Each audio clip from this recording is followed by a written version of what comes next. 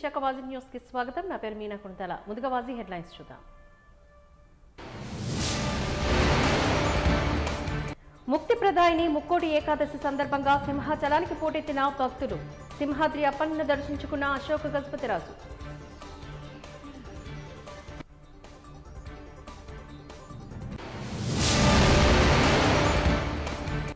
కొత్తగా వచ్చిన Covid variant పైన ప్రజలు అప్రమత్తంగా ఉండాలి. మాస్కులు ధరించి శానిటైజర్ వాడాలన్న mayor Golagani, GVMC commissioner Saikanth Varma.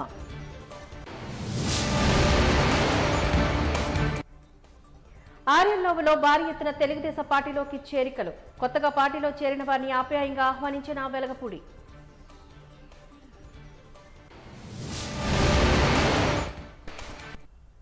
ఇక డీటెయిల్స్ చూద్దాం.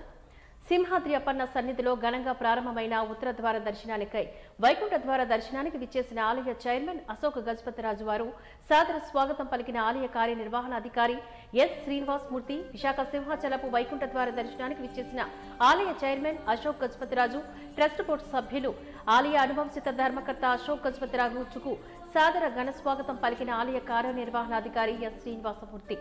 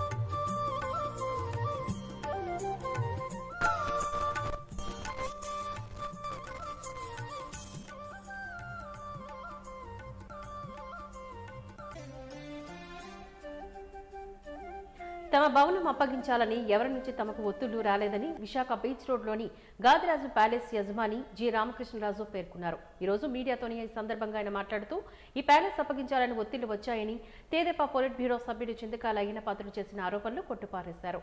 మా మీద ఎవరి ఒత్తిడి లేదని, మాకు ఏ రాజకీయ పార్టీతోని సంబంధం లేదు అంటూ ఆయన స్పష్టం చేశారు.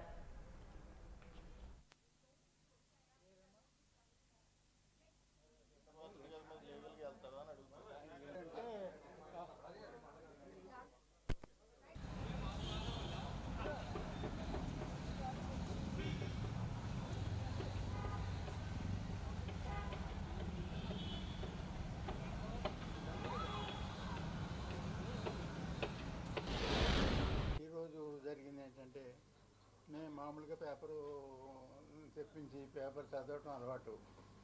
కానీ ఈవేళ పేపర్లో ఆ న్యూస్ ఎటువంటిదంటే నేను ఎప్పుడు చదవలేదు, ఎప్పుడు వినలేదు. అటువంటి న్యూస్ చాలా ఘోరంగా ఉందన్నమాట. అది మరి ఎలాగొచ్చిందో ఏంటో నాకైతే తెలియదు, కానీ చాలా ఘోరంగా ఉందండి. అది ఆ న్యూస్ ఏంటో మీకు తెలిసే ఉంటుంది.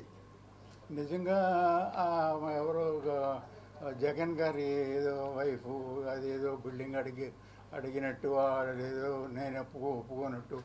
నేను నా పొజిషన్ చూసే ఉంటాను. నేను 3 months అయిందని ఇంట్లో నుంచి బయటకు వచ్చి. అటువంటి పరిస్థితిలో మరి ఉన్నాయి లేని ఇలా కల్పించేసి ఇలాగే చెప్పడం అంటే చాలా ఘోరంగా ఉంది పొజిషను. అసలు అదేదో ఇంకా విచిత్రం ఏంటంటే, పొలిటికల్గా ఒకళ్ళకొకళ్ళు ఏదో ఒకటి అనుకోవటం, ఏదో ఒక పద్ధతి మాట్లాడుకోవటం, అది వేరే సంగతి. కానీ కలెక్టర్ గారిని కూడా ఇందులోకి లాగారు. అందులో కలెక్టర్ గారు అది యాక్చువల్గా ఆ యాక్ట్లో లేదండి. మాకు ఆ పొలం, మాకు సైట్ కానీ వేరే పొలం కానీ ఏది లేదు. అటువంటిది కమిషనర్ కాదు, కలెక్టర్ గారిని నేనేదో రిక్వెస్ట్ చేసినట్టు, ఆయనేమో పెద్దవాళ్ళని ఏదో కలవమన్నట్టు అని ఆయన్ని కూడా ఇందులోకి ఈ రంగంలో ఇందులోకి దింపారనమాట. ఇందులో ఏమాత్రం నిజం లేదండి, 1% కూడా లేదు. అసలు ఇల్లు అడగటం ఏంటో, నన్ను కలవటం ఏంటో 3 నెలల క్రితం సుమారుగా కలిశారని రాశారు. 3 నెలల క్రితం నేను లేను. నేను హైదరాబాద్లో హాస్పిటల్లో ఉన్నానండి. ఇప్పుడు కూడా నాకు హెల్త్ బాగాలేదు. ఇవాళ కూడా ఏంటంటే, మీ అందరూ వస్తారు కదా, ఒకసారి ఎవరికి కలుద్దాం అనే దృష్టితో రావటం, ఓపిక లేకపోయినా ఒప్పుకున్నా అలాగా కష్టపడి వచ్చానండి నేను. అటువంటి అభాండాలు వేసి అంత న్యూసెన్స్గా ఆ న్యూస్ పేపర్లో రావటం అంటే చాలా అన్యాయం అండి. అది గ్రామాల అభివృద్ధికి సర్పంచుల విశాఖలోని శంఖారావాన్ని పూరించారు. ఆంధ్రప్రదేశ్ సర్పంచుల సంఘం, ఆంధ్రప్రదేశ్ పంచాయతీరాజ్ ఛాంబర్ ఆఫ్ ఉమ్మడి విశాఖపట్నం జిల్లా సర్పంచుల సంఘం, పంచాయతీరాజ్ ఛాంబర్ ఆధ్వర్యంలోని ఈ కార్యక్రమాన్ని నిర్వహించారు. ఈ సందర్భంగా పంచాయతీరాజ్ ఛాంబర్ రాష్ట్ర అధ్యక్షులు వైపీ రాజేంద్ర ప్రసాద్ మాట్లాడారు. రాష్ట్రంలో ఉన్న 12,918 గ్రామ పంచాయతీలు అభివృద్ధి కోసం, అందులో ఉన్న 3,50,00,000 మంది గ్రామీణ ప్రజల సంక్షేమం కోసం పంచాయతీరాజ్ ఛాంబర్ గ్రామ సర్పంచుల సంఘం గత 3 ఏళ్లుగా కూడా రాజకీయాలకు అతీతంగా పెద్ద ఎత్తున రాష్ట్ర వ్యాప్తంగా ఆందోళన చేస్తున్న విషయాన్ని ప్రస్తావించారు. రాష్ట్ర సర్పంచుల సంఘం అధ్యక్షురాలు వానపల్లి లక్ష్మీ ముత్యాలరావు ఈ సందర్భంగా మాట్లాడుతూ, సర్పంచులుగా ఎందుకు ఎన్నికయ్యామని బాధపడుతూ సర్పంచులు కన్నీళ్లు పెట్టుకుంటున్నారంటూ ఎద్దేవా చేశారు. గ్రామాలను అభివృద్ధి చేస్తామని ప్రజలకు హామీ ఇచ్చి సర్పంచులుగా ఎన్నికైనప్పటికీ కూడా గ్రామంలో ఏ విధమైన పని చేయలేకపోతున్నామని అన్నారు. మేము ఎందుకు ఎన్నికయ్యామా అని ప్రతి ఒక్క సర్పంచ్ ఏడుస్తున్న రోజు అది. ఎందుకంటే మేము గ్రామాల్లో ఎన్నో అభివృద్ధి పనులు చేస్తామని ప్రతి గ్రామంలో ప్రతి ప్రజలకు అన్ని మాటలు ఇచ్చి ఈరోజు సర్పంచ్గా ఎన్నికయ్యి గ్రామాల్లో ఏమీ చేయలేకపోతున్నాం. కనీసం మౌలిక వసతులు కూడా కల్పించుకునే దయనీయ స్థితిలో ఉన్నామంటే ఈ రాష్ట్ర ప్రభుత్వం మమ్మల్ని ఎంత దారుణమైన స్థితిలో పంచాయతీల్ని, గాంధీజీ గారు కలగన్న గ్రామ స్వరాజ్యాన్ని తూట్లు పొడుస్తున్నారు ఈ ప్రభుత్వం. ఎందుకంటే గాంధీ గారే అన్నారు, గ్రామాలే దేశానికి పట్టుకొమ్మలని. అలాంటి గ్రామాలను ఈ ప్రభుత్వం పట్టించుకోవడం లేదు. అలాగే మాకు వచ్చే నిధులను ఇవ్వకపోగా కేంద్రం ఇచ్చేటటువంటి నిధులు కూడా మాకు రానివ్వకుండా చేసి వారి సొంత పథకాలకు వాడేసుకుంటున్నారు. దీన్ని మేము ప్రశ్నిస్తుంటే కరెంటు బిల్లు అని చెప్తున్నారు. అసలు కరెంటు బిల్లుకి ఒక మీటరు, మన ఇంటికి రీడింగ్ తీసుకుంటే మనకు ఎలా వస్తుంది బిల్లు? ఒక రీడింగ్ మీటర్ ఉంటుంది, ఇంత రీడింగ్ మీరు కాల్చారు, ఇన్ని యూనిట్లు మీకు వచ్చాయని వస్తుంది. కానీ మా పంచాయతీకి ఎక్కడ రీడింగ్ యూనిట్లు లేదు, ఓ మీటర్ లేదు, ఏమీ లేదు. అసలు ఎంత వస్తుంటే ఆదాయం అంతా తీసుకుంటున్నారు. అంటే మేము ఇంకా మా పంచాయతీలు మేము అభివృద్ధి పనులు చేయక్కర్లేదా? మమ్మల్ని ప్రజలు ప్రశ్నిస్తున్నారు. మీరు ఇన్ని మాటలు ఇచ్చారు, మీరు ఇన్ని వాగ్దానాలు చేశారు, కనీసం రోడ్లైనా వేయండి అమ్మా, కనీసం మా మురికాలువైనా తీయండి, గాలవలు కంపు కొడుతున్నాయి, దోమలు ఈ చలికాలం దోమలు తినేస్తున్నాయని చెప్తున్నా మేమేం చేయలేకపోతున్నాం. వాళ్ళు అడిగే ఒక్కొక్క ప్రశ్నకి మేము తలదించుకొని వెళ్ళిపోవాల్సిన స్థితిలో ఉన్నామంటే మమ్మల్ని ఈ రాష్ట్ర ప్రభుత్వం ఎంత దారుణ స్థితిలో నెట్టివేసిందో దీన్ని బట్టి అర్థం చేసుకోవచ్చు. ఈ విధంగా ఇన్ని చేస్తుంటే చాలామంది సర్పంచులు చాలా దగ్గరలో ఆత్మహత్యలు చేసుకున్నారు. దీనికి ముమ్మాటికి ఇది ప్రభుత్వ హత్యే.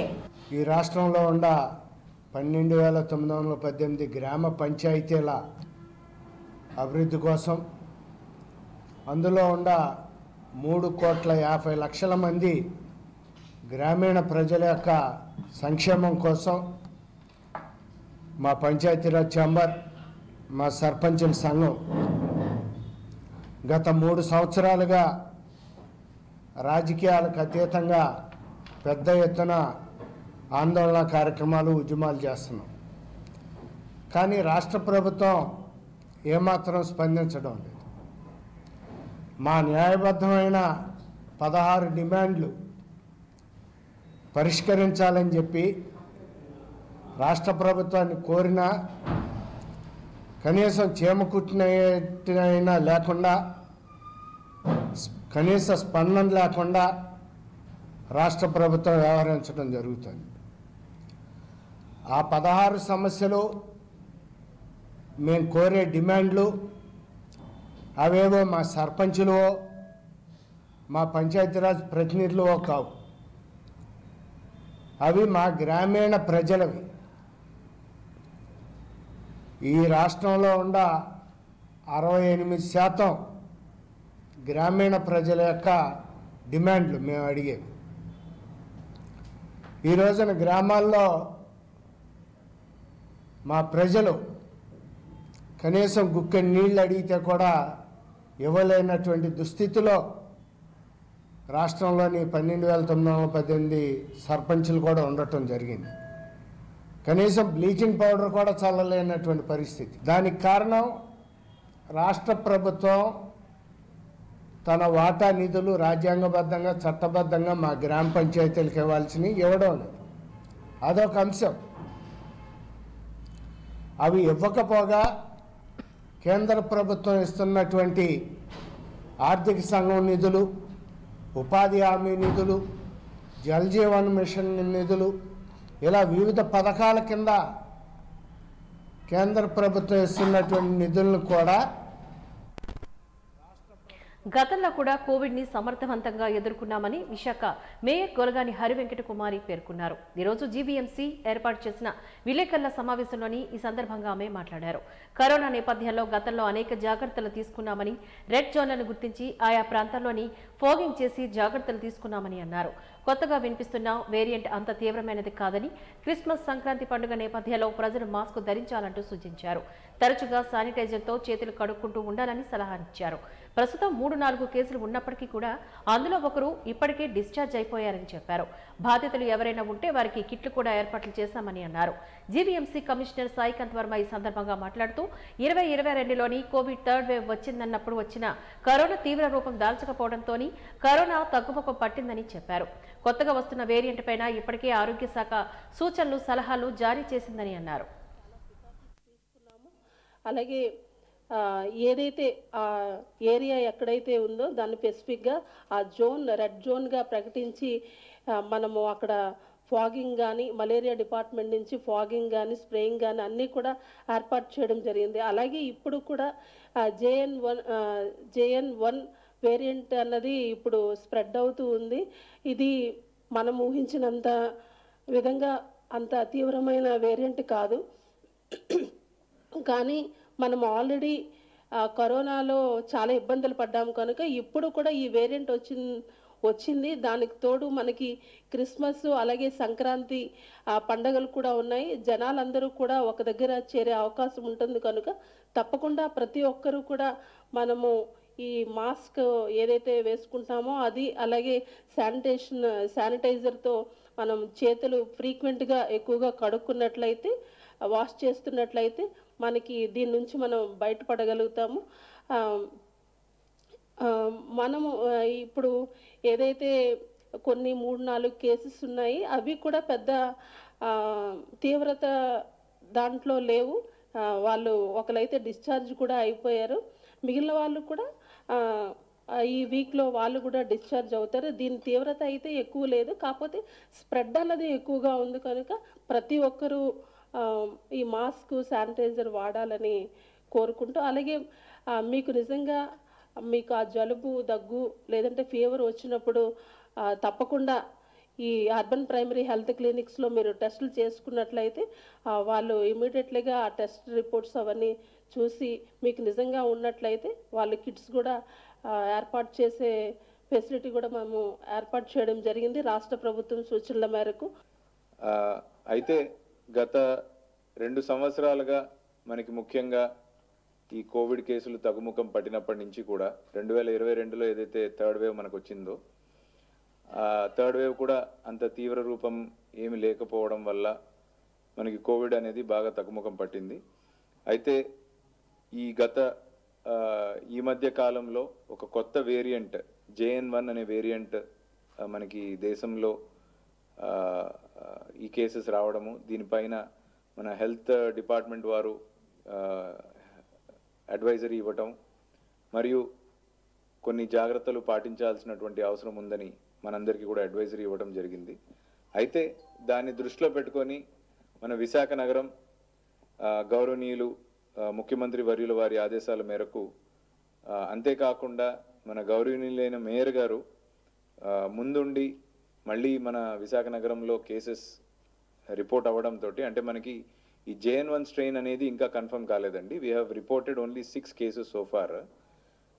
అందులో ఆల్రెడీ ఒక కేసు డిశ్చార్జ్ అయ్యారు అండ్ ఇంకో 4 కేసులు ప్రైవేట్ హాస్పిటల్, 4 కేసులు హోమ్ ఐసోలేషన్లోను మరియు మిగతా కేసులు హాస్పిటల్లోనూ ఉన్నారు. బట్ ఎవరికి కూడా సీరియస్గా కానీ అటువంటి పరిస్థితి ఏం లేదు.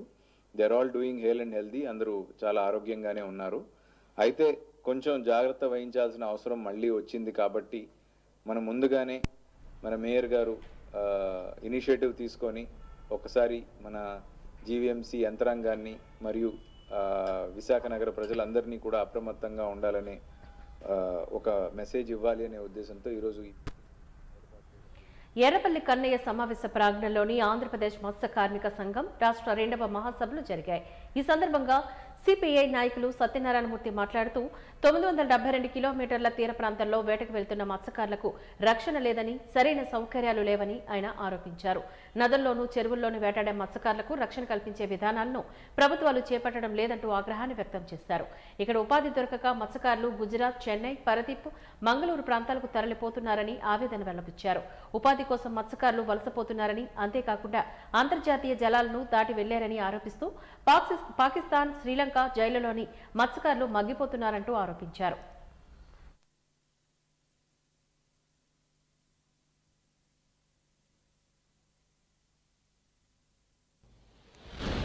ఆంధ్రప్రదేశ్ మత్స్య కార్మిక సంఘం రాష్ట్ర 2వ మహాసభలు ఈరోజు విశాఖపట్నంలో జరుగుతూ ఉన్నాయి. ఈరోజు మత్స్యకారులు ఇటు తీర ప్రాంతం 972 కిలోమీటర్లు అటు డొంకూరు నుంచి, శ్రీకాకుళం జిల్లా డొంకూరు నుంచి ఈరోజు తిరుపతి జిల్లా తడ అవతల వరకు ఉన్నటువంటి తీర ప్రాంతంలో 972 కిలోమీటర్ల తీర ప్రాంతంలో సముద్రంలోకి వేటకెళ్ళేటటువంటి మత్స్యకారులకు సరైన రక్షణ లేదు, సౌకర్యాలు లేవు. అదేవిధంగా ఈ నదుల్లోని చెరువుల్లోని వేటాడేటటువంటి మత్స్యకారులకు సంబంధించి కూడా రక్షణ కల్పించేటటువంటి పద్ధతుల్లో ఏ ప్రభుత్వాలు సరైన చర్యలు తీసుకోవట్లా. ఈరోజు మన రాష్ట్ర దౌర్భాగ్యం ఏంటో మనకు తెలియదు, కానీ పాలకులు ఎవరైనా మత్స్యకారులు ఇక్కడ ఉపాధి దొరక్క అటు గుజరాత్, పక్కన పరాదీపు, చెన్నై, మంగళూరు తదితర పోర్టులకి ఇక్కడి నుంచి ఉపాధి కోసం వలసపోతున్నటువంటి పరిస్థితి ఉంది. ఈ అంతర్జాతీయ జలాలు సరిహద్దులు దాటి వచ్చారని చెప్పిన అటు పాకిస్తాను, బంగ్లాదేశ్ లేకపోతే శ్రీలంక జైళ్లలోని వందలాది మంది మత్స్యకారులు అక్కడ జైల్లో మగ్గుతున్నటువంటి పరిస్థితి. వీళ్ళందరూ కూడా ఆంధ్రప్రదేశ్కి చెందినటువంటి మత్స్యకారులే. మరి ఇక్కడ వీళ్ళకి సరైనటువంటి ఉపాధి లభించి ఉన్నట్లయితే వీళ్ళందరూ అక్కడికి వెళ్ళాల్సినటువంటి అవసరం లేదు. ఈ ప్రభుత్వాలు ఏవి కూడా, కేంద్ర ప్రభుత్వం కానీ రాష్ట్ర ప్రభుత్వం కానీ మన తీర ప్రాంతం, ఎంత పెద్ద తీర ప్రాంతం ఉన్నటువంటి చోట ఉపాధి కల్పించడంలో వైఫల్యం చెందడం వల్ల ఈరోజు మత్స్యకారుల జీవితాలన్నీ అగేమ గోచరంగా తయారయ్యాయి. దాంతోపాటు ఇప్పుడు కేంద్రం బ్లూ ఎకానమీ పేరుతో తీసుకొచ్చినటువంటి విశాఖలో ఈరోజు ఆడుదాం ఆంధ్ర కార్యక్రమాన్ని అవగాహన కల్పించేందుకు గాను విశాఖ బీచ్లోని 3K ర్యాలీని నిర్వహించారు. ఈ సందర్భంగా నిర్వాహకులు మాట్లాడుతూ క్రీడాకారుల్లోని నిబిడీకృతంగా ఉన్న శక్తి సామర్థ్యాలను వెలికి తెచ్చేందుకు గాను ఇటువంటి కార్యక్రమాలు నిర్వహిస్తున్నట్లుగా చెప్పుకొచ్చారు. ఈ నెల 26వ తేదీ నుంచి ఆడుదాం ఆంధ్ర కార్యక్రమాన్ని ప్రారంభమవుతుందని సచివాలయపు స్థాయి, మండల స్థాయి, నియోజకవర్గ స్థాయి, జిల్లా స్థాయి, రాష్ట్ర స్థాయి పోటీలు ఉంటాయని అన్నారు. మండల స్థాయి నుంచి విజేతలకు బహుమతులు ఉంటాయని చెప్పారు. Kho kho, kabaddi, volleyball, badminton, cricket విభాగాల్లో పోటీలు ఉంటాయని అన్నారు.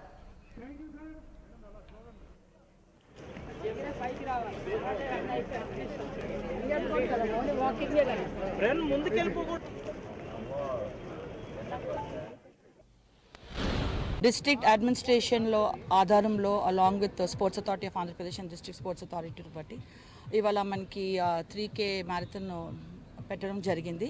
ఆడుదాం ఆంధ్ర అని అవేర్నెస్ ప్రోగ్రామ్. ఎందుకంటే ఈ ప్రోగ్రామ్ ఎక్స్క్లూజివ్లీ క్రీడాకారులకి గ్రాస్ రూట్ లెవెల్ నుంచి టాలెంట్ ఐడెంటిఫై చేయడానికనే ముఖ్యం మెసేజ్. ఈ రాబోయే రోజుల్లో 26 నుంచి స్టార్ట్ అవడం జరుగుతుంది.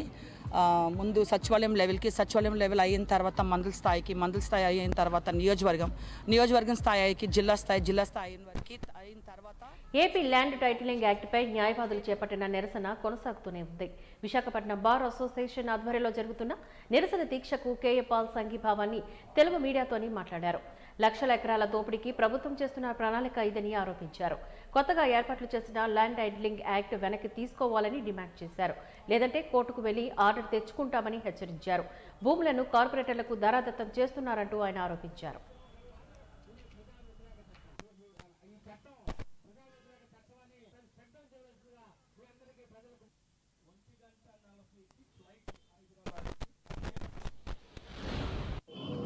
లక్షల ఎకరాల దోపిడీకి గవర్నమెంట్ చేస్తున్న ఒక ప్లాన్ ఇది. వీరికంటే నాకంటే వీరందరూ తెలివైన వారు. బిఎల్ ఎంఏలు, ఎంకామ్, ఎంఎల్, ఎల్ఎల్ఎంలు చేసిన వారు. చూడండి, 7,000 కోట్లు దోచుకుంటుంటే ఏమైంది? చీఫ్ జస్టిస్ బుయాన్ గారి ద్వారా ఆర్గ్యూ చేశాను. 9 నిమిషాల్లో ఆర్డర్ తెచ్చాను. ఆ కంపెనీని ఆపాను. గవర్నమెంటు ముఖ్యమంత్రి గారికి నేను మనవి చేస్తున్నాను, దయచేసి ఈ యాక్ట్ నెంబర్ 27/23 డేటెడ్ 31/10/23 తీసుకోండి వెనక్కి. లేదంటే ఎంత దూరమైనా వెళ్తాం, కోర్టుకి వెళ్తాం, ఆర్డర్ తెచ్చుకుంటాం. There is no doubt 1%. I will argue the matter party in person. ఇప్పటికీ కేసీఆర్ మీద 7 కేసులు వేసాను, 7 గెలిచాను. హోమ్ మినిస్టర్ అమిత్ షా గారి మీద 3 కేసులు వేసాం, 3 గెలిచాం. స్టీల్ ప్లాంట్ మీద కేసు వేసాం, మేము ఒక్క కేసు ఓడిపోలేదు. ఇది ప్రజల కొరకు.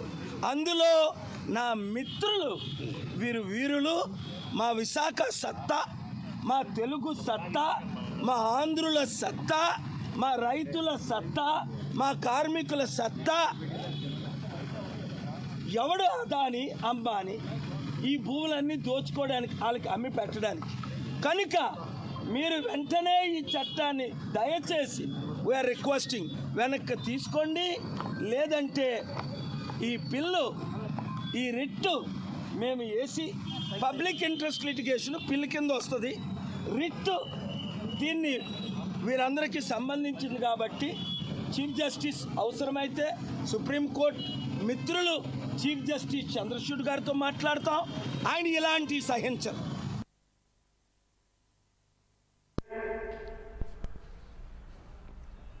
సమ్మె ప్రారంభమై 12 రోజులైనా ప్రభుత్వం పట్టించుకోలేదని, స్పష్టమైన హామీలు ఇవ్వలేదని అంగన్వాడీ నాయకులు ఆరోపిస్తున్నారు. ఈరోజు చెవిలో పూలు పెట్టుకుని వినూత్నంగా నిరసన బాటపట్టారు. ఈరోజు అంగన్వాడీ నాయకులు ఈ సందర్భంగా మీడియాతో మాట్లాడుతూ ఫుడ్ కమిషనర్ అంగన్వాడీలతో మాట్లాడి హామీ ఇచ్చారని, అంగన్వాడీలు నిరుపేదలని, వారికి జీతాలు పెంచడం సమంజసమని సీఎం గారిని కలిసి ఈ విషయం చెప్తానని పేర్కొన్నట్లుగా తెలిపారు. అంగన్వాడీలపైన ఎటువంటి అపోహాలు వద్దని, ప్రభుత్వం పంపిన సరుకులను తాము అమ్ముకోవడం లేదంటూ స్పష్టం చేశారు. వచ్చిన మొత్తం సరుకు న్యాయబద్ధంగా ప్రభుత్వం నిర్దేశించిన విధంగా పంపిణీ చేస్తున్నామని అన్నారు. వైఎస్ఆర్ పోషణ కిట్లో వచ్చిన సరుకుల్లో 5 2 ఉంచుకుంటున్నామని ఆయన చెప్పిన విషయాన్ని వారు ఖండించారు.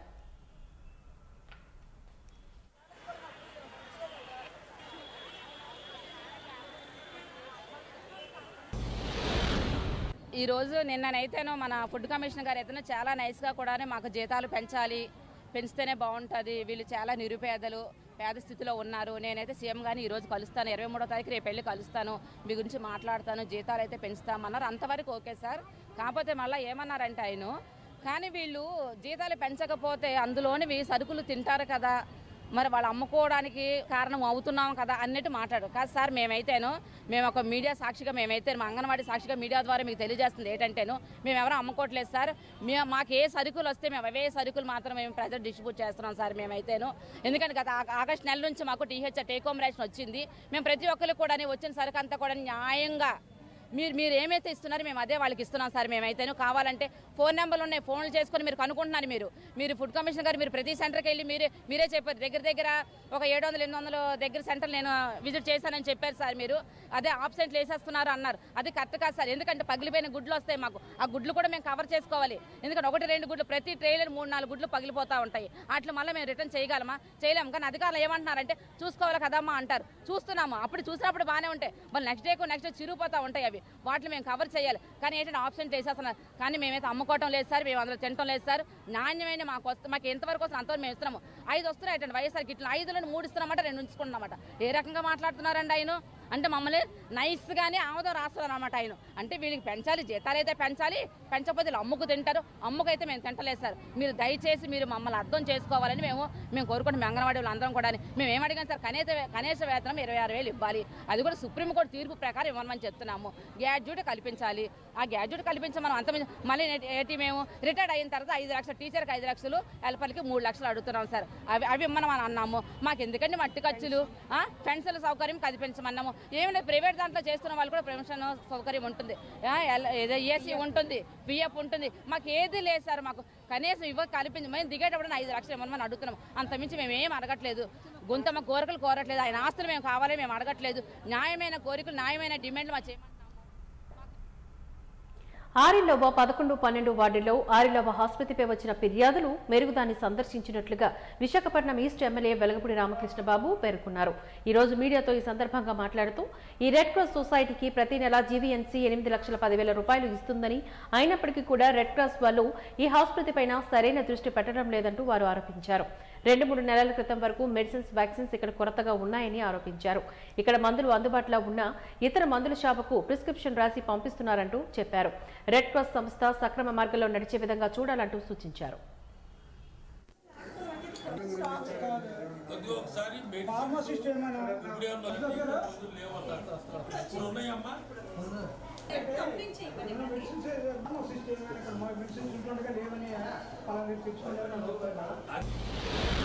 ఈరోజు మన ఆరిలో 11, 12 వార్డుల్లో ఈ హాస్పిటల్ మీద, ఆరిలో హాస్పిటల్ మీద కంప్లైంట్ రావటం, దాని మీద మన సోదరుడు నజీరు, బొమ్మాపలరాజు గారు, రాజారావు గారు, వార్డు సత్యం గారు, మేమందరం కూడా ఇక్కడికి రావటం జరిగింది.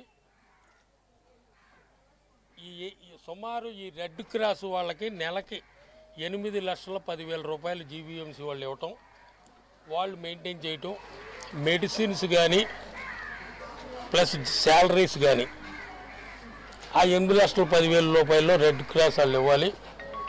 రెడ్ క్రాస్ వారు ఈ హాస్పిటల్ మీద ప్రత్యేక దృష్టి పెట్టాలి. కానీ సరైన దృష్టి పెట్టగా 2-3 నెలల క్రితం వరకు కూడా ఇక్కడ మెడిసిన్స్ కొరత ఉంది, వ్యాక్సిన్లు కొరత ఉంది. వ్యాక్సిన్లు ఇవన్నీ కూడా డైరెక్ట్గా జీబీఎంసీ పంపాలా. ఇప్పుడు డాక్టర్ మేడం గారితో మాట్లాడాము, ప్రస్తుతానికైతే అన్నీ ఉన్నాయని తెలియజేయడం జరిగింది. కానీ మా నాయకులు, కార్యకర్తలు కూడా ఇక్కడ కంప్లైంట్ ఇవ్వడం జరిగింది. ఇక్కడ మెడిసిన్స్ ఉన్నా కానీ లేకపోయినా కానీ పక్కన ఉన్న మందుల షాపులకు రాసి పంపించడం జరుగుతుంది. అటువంటి ఏమున్నా సరే డాక్టర్ గారి దృష్టిలో పెడతాం. అవన్నీ సక్రమ మార్గంలో నడిచేటట్టు చూడాలా. వాళ్ళకి జీతాలు కూడా సరైన సమయంలో ఆయన జీతాలు రావట్లేదు. ఇప్పుడు 3 నెలల నుంచి జీతాలు రావట్లేదని స్టాఫ్ చెప్పడం జరిగింది. రెడ్ క్రాస్ వాళ్ళతో కూడా నేను మాట్లాడతాను. వాళ్ళకి ప్రతి నెల ఏ నెలకి ఆ నెల జీతం వచ్చేటట్టు చూడవలసిన బాధ్యత కూడా ఉంది. ఏదైనప్పటికీ ఫుల్ ఫ్లెడ్జ్డ్గా అరిలో హాస్పిటల్ అనేది నడవటం లేదు. దాన్ని సక్రమ మార్గాల్లో పెట్టవలసిన బాధ్యత జీవీఎంసీ కమిషనర్ మీద ఉంది. తప్పకుండా కూడా మా నాయకులు మేము కూడా జీవీఎంసీ కమిషనర్ దృష్టిలో పెట్టి కరెక్ట్గా మందులు ఉండేటట్టు డాక్టర్స్ ఇన్ టైంలో పబ్లిక్ సర్వీస్ చేసే విధంగా సరైన డైరెక్షన్ ఇవ్వాలని జీవీఎంసీ కమిషనర్ కూడా తప్పకుండా కలిసి, ఎందుకంటే ఈ అరిలోవా అంటే పేద ప్రజలు ఎక్కువగా ఉండే ప్రాంతం. అఫ్కోర్స్ హెల్త్ సిటీలో సూపర్ స్పెషాలిటీ హాస్పిటల్ ఉండొచ్చు, విమ్స్ ఉండొచ్చు, కానీ ఇక్కడికి వస్తారు పేద ప్రజలు కాబట్టి వాళ్ళకి ఉచితంగా మందులు ఇవ్వాల్సిన బాధ్యత. ఆంధ్రప్రదేశ్ ప్రత్యేక హోదా పోరాట సమితి పటిష్టమైన విధానంతో ఉద్యమిస్తున్నామని ప్రత్యేక హోదా పోరాట సమితి నాయకులు నారాయణరావు అన్నారు. ఈరోజు విశాఖలో ఏర్పాటు చేసిన విలేకరుల సమావేశంలో పాల్గొని ఆయన మాట్లాడారు. ఆంధ్ర రాష్ట్రాన్ని తెలంగాణను 2 ముక్కలు చేసి విభజన హామీలు నెరవేర్చలేదంటూ వారు ఆరోపించారు. ప్రత్యేక హోదా ఇస్తామని చెప్పిన కేంద్ర ప్రభుత్వం మాట తప్పిందని అన్నారు. ఈ విషయంలోని ఎంపీలు పార్లమెంట్లో నోరు విప్పడం లేదని ఆగ్రహించారు. రైల్వే జోన్ కూడా రాలేదని, ఉన్నత విద్యాభ్యాసం చేసిన యువత చిన్న చిన్న ఉద్యోగాలు పడుతున్నారని బాధపడ్డారు. విద్యార్థులను తల్లిదండ్రులు ఎంతో కష్టపడి అప్పులు చేసి చదివిస్తే ఈ రోజు వారు భవిష్యత్తు సందిగ్ధంలో పడిందని అన్నారు.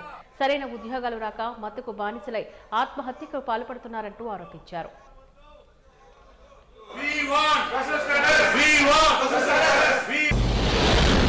ఆంధ్ర రాష్ట్రాన్ని తెలంగాణని 2 ముక్కలు చేసి విభజన చేసి మనకి విభజన హామీలు ఇస్తారని, హోదా ఇస్తామని ఇచ్చిన కేంద్ర ప్రభుత్వాలు, ఆనాటి కేంద్ర ప్రభుత్వాలు ఇంతవరకు కూడా ఎవరు కూడా దానికి అమలు చేయడం జరగలేదు. దానికోసం మన రాజకీయ నాయకులు ఎవరైతే ఉన్నారు కానీ ఎంపీలు కానీ ఎవరు కూడా పార్లమెంట్లో నోరిప్పటం లేదు. మనకి రావాల్సిన ప్రత్యేక హోదా ద్వారా అనేక కంపెనీలు కానీ రైల్వే జోన్ కానీ రావడం లేదు. మరి ఈరోజు చూస్తే యువత అంతా కూడా ఎంబీఏ ఎంసీఏ ఇంజనీరింగ్ చదువుకొని మరి చిన్న చిన్న పనులకు వెళ్తున్నారు. తల్లిదండ్రులు పిల్లల భవిష్యత్తుల కోసం అప్పులు చేసి చదివిస్తే దాని తగ్గట్టు ఆ యువతకి ఉద్యోగాలు లేక మత్తుకు బానిస అయిపోయి ఆత్మహత్యలు చేసుకున్నారు. ఆంధ్రప్రదేశ్ ప్రత్యేక హోదా పోరాట సమితి పటిష్టమైన ఉద్యమం, పటిష్టమైన పోరాటం నిర్మించడానికి, రాష్ట్ర వ్యాప్తంగా ప్రజల్ని చైతన్యవంతులు చేయడానికి, ప్రత్యేక హోదా మాత్రమే ఈ రాష్ట్ర అభివృద్ధి, ప్రజల జీవితాన్ని మారుస్తుందని గ్రహించి ప్రజల్ని భాగస్వామ్యులు చేస్తూ త్వరలోనే పోరాటం మొదలు పెడుతున్నాం. ఈ విశాఖపట్నం కేంద్రంగా త్వరలోనే ఈ రాష్ట్రం ఇప్పటికే 10 సంవత్సరాలు అంధకారంలో ఉంది. పెండింగ్ ప్రాజెక్టులు రావట్లేదు, ప్రత్యేక హోదా ఇవ్వట్లేదు, రైల్వే జోన్ కానీ మనకు రావాల్సిన హైదరాబాద్లో ఉన్న ఆస్తులు, తెలంగాణలో ఉన్న ఆస్తులు కూడా పంపకాలు జరగలేదు. ఈ రాష్ట్రం నుంచి అడిగే గొంతుకు అన్ని చచ్చిపోయింది, మోగబోయాయి. వీరమరణం పొందారేమో మాకు అర్థం కావట్లేదు. తెలంగాణలో ఉన్నటువంటి మొన్న మంత్రి కోమటిరెడ్డి వెంకటరెడ్డి గారు మేము ఢిల్లీలో ఉన్నప్పుడు ఆంధ్ర భవన్ పర్యటించి ఇది తెలంగాణ భూమి, ఇది పంచేయండి అని ఆయన ఎంతో ధైర్యంగా చెప్పాడు.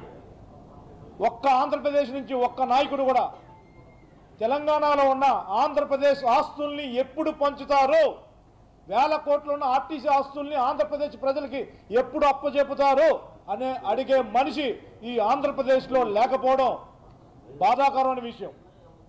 ప్రత్యేక హోదా అంశం కూడా ఇలాగే మరుగున పడిపోయింది. పక్కనున్న స్టీల్ ప్లాంట్ను అమ్మేశారు, మాట్లాడే దిక్కు లేదు. తెలుగుదేశం పార్టీ సీనియర్ నాయకులు షేక్ ఖజాం అలీ ఆధ్వర్యంలో వితరణ కార్యక్రమాన్ని చేపట్టారు.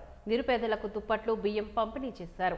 ఈ సందర్భంగా సంఘం నాయకులు మాట్లాడుతూ అనుకోని పరిస్థితుల్లో రాష్ట్రంలోని వైసీపీ ప్రభుత్వం గతంలోని అధికారంలోకి వచ్చిందని, ఈసారి ఎన్నికల్లో తెలుగుదేశం పార్టీ ఖచ్చితంగా గెలుస్తుందంటూ అధికారులకు వచ్చింది తామేనని అన్నారు. మనం ఏం చేసినా చేయకపోయినా మనకు సహకరించే వ్యక్తి వెలగపూడి రామకృష్ణబాబు అని చెప్పుకొచ్చారు. ఆరిలోవలో జరిగిన ఈ కార్యక్రమంలో సుమారు 300 మంది తెలుగుదేశం పార్టీలో చేరిక జరిగింది.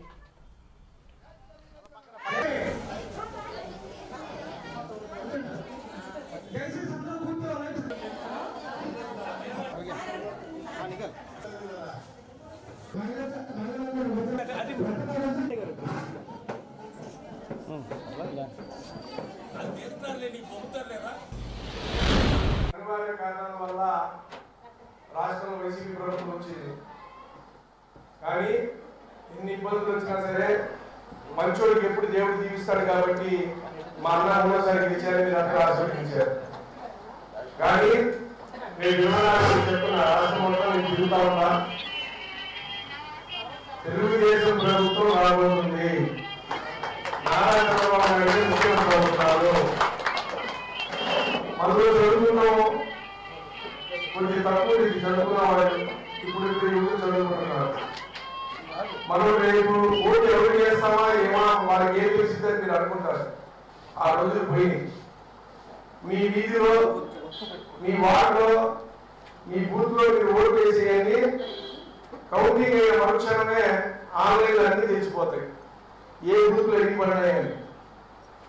మనం ఏం చేసినా చెప్పినా సేవ చేసే వ్యక్తి మా అన్న కలుగుడి రామకృష్ణ గారు. ఇందాకే చెప్పారు షాదీఖానా ఎంత ఇంపార్టెంట్. షాదీఖానా లేకపోతే బయటికి వెళ్ళి 5,000, 30,000, 50,000 ఇచ్చి మన అద్దెకి తీసుకొని చేయలేమే. మా ప్రభుత్వం ఉన్నప్పుడు ఆయన షాదీఖానా కడితే కాళేశ్వర గారు కానీ, నయన్ గారు కానీ, జానీ గారు కానీ అతి తక్కువ డబ్బులతో పెళ్లిళ్ళు అయ్యింది. ఇప్పుడు ఎంత వైసీపీ వాళ్ళు దోచుకుంటున్నారు. అలాగే ఈ మసీదుకి ఉత్తమ మసీదు ఈ సంవత్సరంలోనే 5 లక్షలు శాంక్షన్ చేయించాడు ఆయన. విశాఖ మసీదు డబ్బులు కానీ, లేకపోతే శ్మశానాలకు కానీ, లేకపోతే దర్గాలకు కానీ ఎంతో ఇచ్చారు. కాబట్టి నేను నిర్భయంగా చెప్పుకోగలుగుతున్నాను. సంక్షేమ పథకాలు ఏం రాక రంజాన్ తోఫా కాడ నుంచి, మైనారిటీ కార్పొరేషన్ కాడ నుంచి, లేకపోతే ఏదైనా దుకాణం పక్కన ఇంటికాడ వ్యాపారం చేసుకుంటారు కానీ ఏది లేదు. సంవత్సరాలు అంటే 60 సంవత్సరాలు పెన్షన్ చేస్తుంది కదా. 18 నుంచి 59 సంవత్సరాల లోపు మహిళలందరికీ నెలకి 1,500 రూపాయలు మీ బ్యాంక్ అకౌంట్. ఇద్దరుంటే 3,000, ముగ్గురుంటే 4,500. ఒక మహిళ ఉంటే నెలకు 1,500 అంటే సంవత్సరానికి 18,000, 5 సంవత్సరాలకి 90,000 వస్తాయి. 18 సంవత్సరాల నుంచి 59 సంవత్సరాల లోపు వయసు ఉన్న వారికి 60 దాటితే మళ్ళీ పెన్షన్ వచ్చేస్తుంది కదా. అలాగే మహిళలందరికీ రాష్ట్రంలో ఆర్టీసీ బస్సు ఉచిత ప్రయాణం. ఓన్లీ మహిళలకు ఆర్టీసీ బస్సు ఎక్కడైనా ఉచితంగా బస్సు ప్రయాణం చేయొచ్చు. పక్కనే మన తెలంగాణలో కూడా మొన్న పెట్టారు, మీకు తెలిసే చూసే ఉంటారు టీవీలో.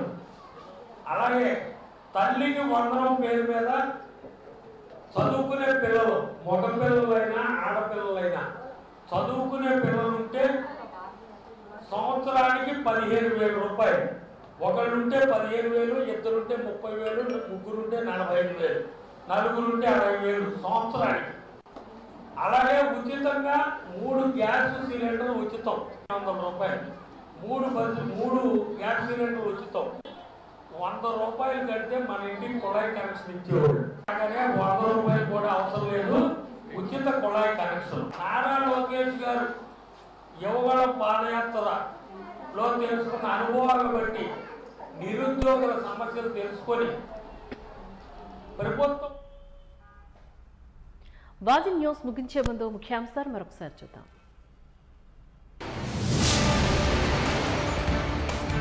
ముక్తి ప్రదాయిని ముక్కోటి ఏకాదశి సందర్భంగా సింహాచలానికి పోటెత్తిన భక్తులు. సింహాద్రి అప్పన్న దర్శించుకున్న అశోక జ్యోతిరాజు.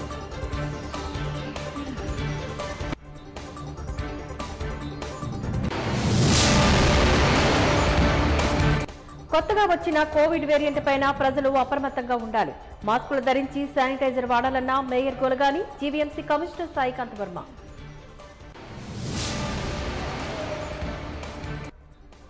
ఆర్ఎల్ఎవ్లో భారీ ఎత్తున తెలుగుదేశం పార్టీలోకి చేరికలు. కొత్తగా పార్టీలో చేరిన వారిని ఆప్యాయంగా ఆహ్వానించిన వెలగపూడి.